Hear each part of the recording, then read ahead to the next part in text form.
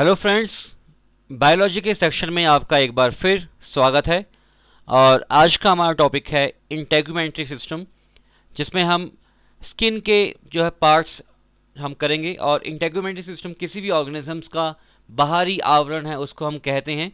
और ये लेक्चर्स आपको एसएससी, सीजीएल, सीएचएसएल और सभी स्टेट्स के एग्ज़ाम में हेल्प करेंगे फ्रेंड्स। तो चलिए बिना गवाए हम स्टार्ट करते हैं आज का हमारा टॉपिक।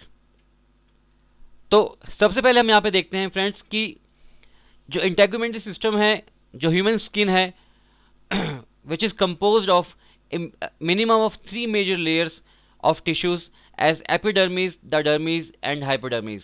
मतलब यहाँ पर कि 3 जो लेयर्स हैं उनसे फॉर्मेशन जो है वो हमारी बिल्कुल आउटर पार्ट की हुई है, जिसको हम एपिडर्मिस, डर्मिस और हाइपोडर्मिस के नाम से जानते हैं। अब देखिए एक एक करके यहाँ पे हम एक के बारे हम जानेंगे, तो बहुत ही छोटा ही सेक्शन होगा हमारा। तो आई होप आपको ये जो है पसंद आएगा और आपको ये समझ भी आएगा।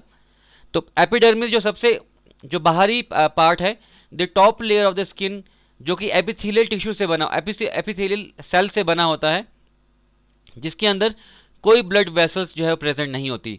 अगर आप अपने स्किन के बिल्कुल आउटर पार्ट में थोड़ा सा स्क्रैच करेंगे तो आपको वहाँ से, या फिर थोड़ा सा आप कट लगाएंगे तो आपको वहाँ से जो ब्लड है वो नहीं निकलेगा, क्योंकि इस जो लेवल में सबसे जो आउटर मोस्ट लेवल में उसके अंदर जो ब्लड वेसल्स नहीं होती, इसी वजह से वहाँ से आपको ब्लड वहाँ पे आपको नहीं निकलेगा अगर आप उस पर थोड़ा सा कट मारते हैं। लेकिन वो जो है वो एक प्रोटीन उसके अंदर अवेलेबल है जो प्रेजेंट रहता है। उस प्रोटीन का नाम है यहाँ पे केराटिन।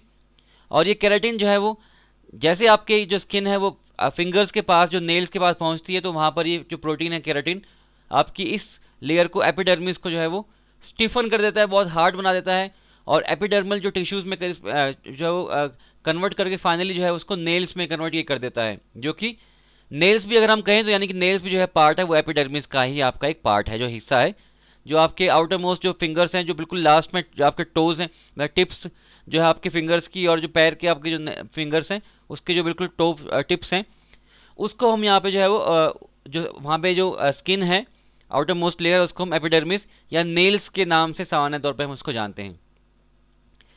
सेकेंड नंबर पे देखिए यहाँ पे dermis, it gives elasticity to the body, stretch and flexibility.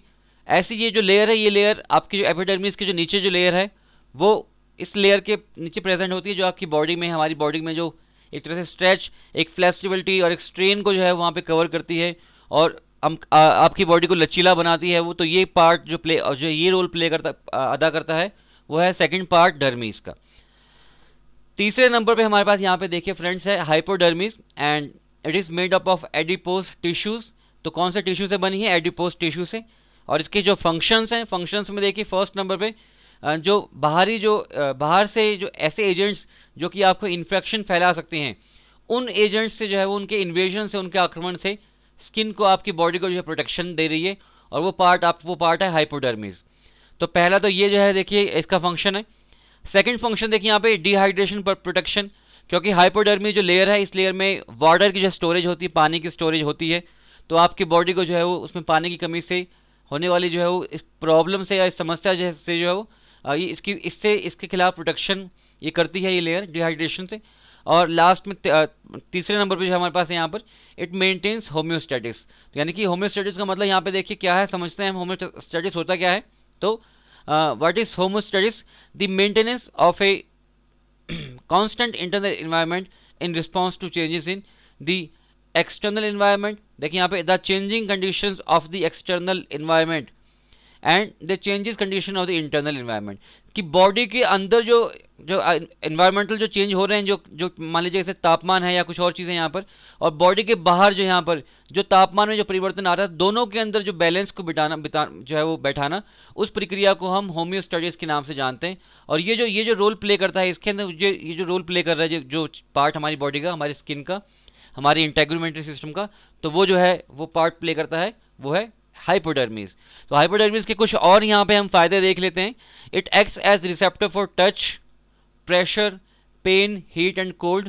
तो ये सभी जो है वो इसकी जानकारी हमें इसी जो नीचे जो लेयर आपकी यहाँ पे सबसे नीचे जो लेयर हाइपोडर्मिस, इससे हमें यहाँ पे पता चलती है। तो देखिए आपके सामने पिक्चर में यहाँ पे एक बार फिर मैं आपको दोबारा बता देता हूँ एक बार। ये epidermis the upper most layer जो है आपकी, उसके बाद उससे नीचे डर्मिस, और उससे नीचे देखिए यहाँ पे हाइपोडर्मिस जो लेयर है, जो सबसे नीचे यहाँ पे प्रेजेंट है। And it protects the body against sunburn. तो देखिए सूर्य की रोशनी है अगर हमारी स्किन पर पड़ती है, वो अगर सनबर्न हमें हो जाता है तो सनबर्न से जो है बचाने के लिए जो ये पार्ट है, जो हाइपोडर्मिस पार्ट है, ये हमारी स्किन में जो है मेलानिन नामक एक जो प्रोटीन को जो है वो सिक्रीट करता है, छोड़ता है, और वो मेलानिन ऊपर आकर हमारी बॉडी की जो है रक्षा करता है, सेव करता है। हालांकि उसकी वजह से जो है बॉडी का जो है, जो स्किन का जो कलर है वो ब्लैक हो जाता है, लेकिन फिर भी एक तरह से प्रोटेक्शन आपको यहाँ पे यूवी रेस से मिल रही है, सनबर्न से आपको यहाँ पे मिलती है। साथ ही साथ it generates vitamin D. Vitamin D की जो प्रोडक्शन, विटामिन जो डी है वो यहाँ पर इसी लेयर में प्रेजेंट रहता है, यहाँ पे स्टोर होता है, और जैसे ही उस विटामिन डी के ऊपर अल्ट्रा वायलेट रेज पड़ती है, लाइट पड़ती है सनलाइट से, तो वो सिंथेसाइज होकर हमारी बॉडी के अलग अलग पार्ट्स में पहुँचता है। और विटामिन डी की जो इस तरह से हमारी बॉडी में ऑलरेडी पहले से प्रेजेंट है, लेकिन वो प्रेजेंट तो होगा, लेकिन जब काम तभी करेगा जब उसके ऊपर यूवी रेज पड़ेंगी या जब उसके ऊपर सनलाइट पड़ेंगी। और ये जो हमारे जो हाइपोडर्मिस जो लेयर है उसके अंदर ये स्टोर होती है ये विटामिन डी। साथ ही साथ देखिए पानी भी यहीं स्टोर होता है, फैट भी यहीं स्टोर होता है, ग्लूकोज भी यहीं स्टोर होता है, और विटामिन डी मैंने आपको बता ही दिया। तो ये सभी जो है वो काम है वो यहाँ पे हाइपोडर्मिस के काम है इंपॉर्टेंट, जो कि आपको ध्यान रखने हैं फ्रेंड्स। तो आई होप आपको ये जो है वो लेक्चर पसंद आया होगा। तो आप हमारे इस लेक्चर को, हमारे जो है इस चैनल को आप लास्ट में जहाँ आप कहना चाहूँगा सब्सक्राइब कीजिए फ्रेंड्स, और उसके साथ साथ हमारे साथ बने रहिएगा। हम अगले लेक्चर में फिर मिलते हैं एक बार, तब तक के लिए thank you so much, bye bye, take care, have a nice day.